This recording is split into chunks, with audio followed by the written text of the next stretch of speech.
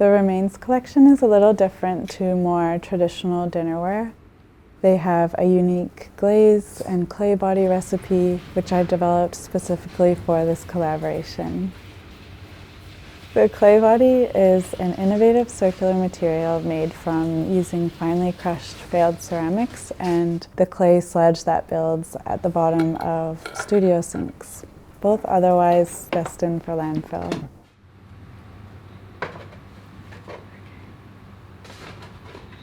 My name is Claire Ellis. I am a Canadian-born chef turned ceramic artist and designer based in Naarm. It was during my time working at Etica that I started taking ceramics courses and workshops on my days off, inspired by the incredible handmade tableware I was plating food on, and really just I wanted to have a go at making my own. As a potter, you're going to get a lot of cracks and damaged pieces that happen during the firing process. More often than not, this results in throwing out a lot of fired ceramics, and unfortunately this becomes a very noticeable waste stream.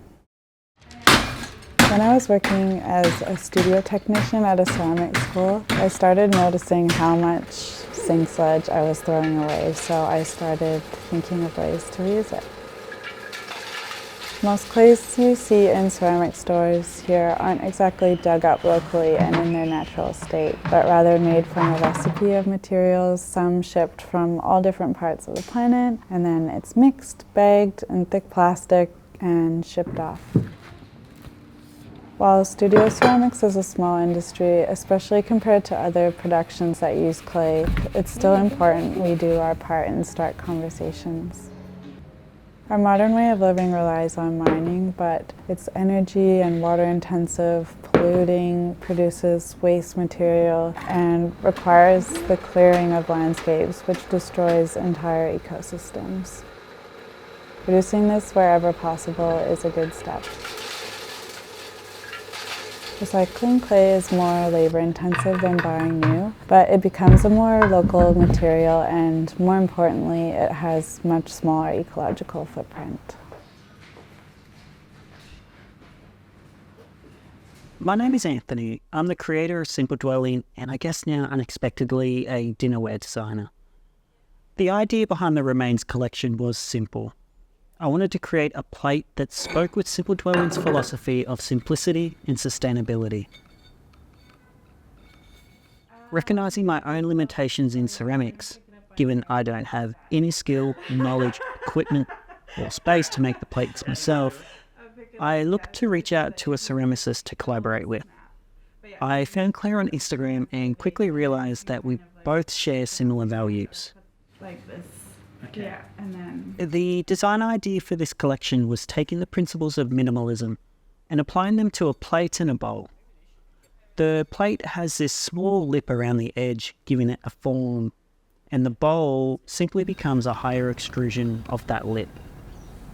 The original design had much sharper angles, particularly on the inside and outside corner, but we wanted a more softened feel and look, so we introduced this very subtle radius to help with that.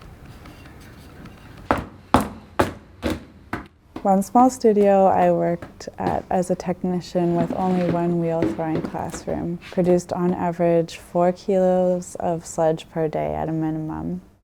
There are at least 30 teaching studios in the Melbourne area alone, and if they are similar to the studio I worked in, we're looking at least 120 kilos of sludge per day, which is roughly 4 tons per year, which is just mind-boggling.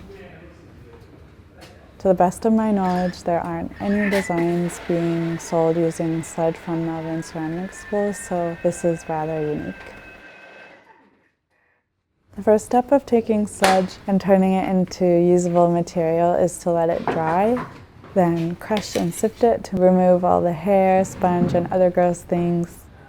While drying does help with killing some of the bacteria and reducing the smell, the main reason is to get an accurate material weight for our casting slip recipe. The sludge powder gets mixed with 30% stoneware slip, water, and deflocculant, which then needs to be mixed for at least 4 hours.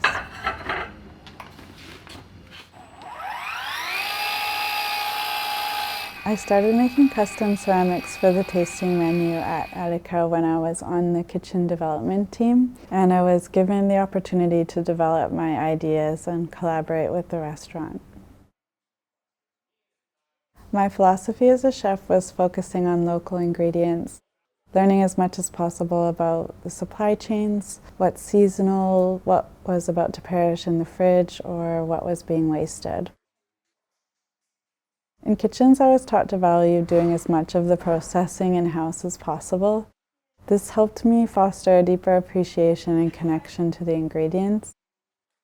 This informed my approach to ceramics, where I'm led by material concerns, experimentation, and storytelling.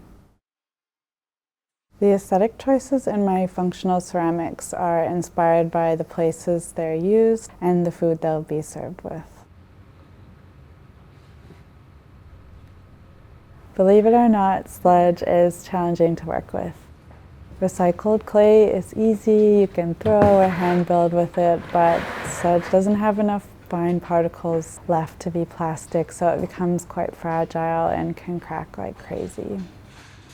It's also pretty stinky from the fermenting, but don't worry, only pure ceramic materials remain once it's fired over 1,200 degrees.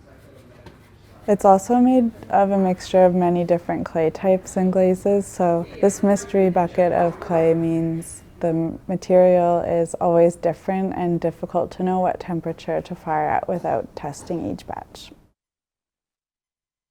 Probably the biggest challenge was learning that it's impossible to know which clays contain soluble salts, which affect how it works as slip, so it may fall out of the molds or it may not drain evenly from the molds.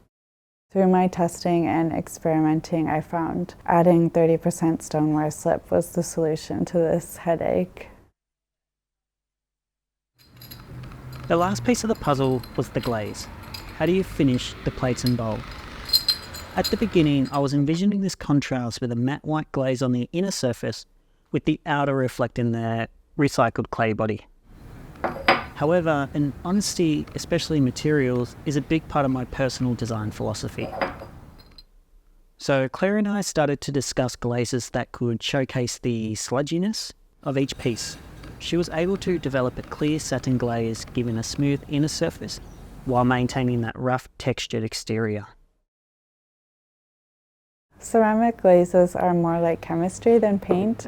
Most are made of powdered rock elements. They're high in glass-forming materials and melt during firing, fusing to the ceramic once cooled. Because the sludge material already has glaze material in it, the original eggshell recipe I had developed reacted and became very runny, patchy, and partly clear. So I tested 4 other satin and matte recipes on the sludge to find one that I could incorporate eggshells in but wasn't affected by the sludge clay body. The glaze we're currently using is made with potash feldspar, kaolin, silica, zircopax, dolomite, and Jersey borat, and eggshells, which substitute mined sources of calcium. I know a lot of those names sound questionable, but actually none are toxic materials, rare minerals, or metals that create water pollution. What may be surprising is the materials found in ceramic stores aren't legally required to label the origin, and there are some with very questionable origins. Technique, but a lot of My hope for this collection is that you feel that you and your environment have been considered and cared for. Maybe when you grab a bowl from the cupboard, you can feel a sense of wonder, thinking about the possible past lives of all the materials that have come together through science, care, and craftsmanship to become your new bowls and plates that can last generations. All right. What are you off to? Okay. All right, it's recording.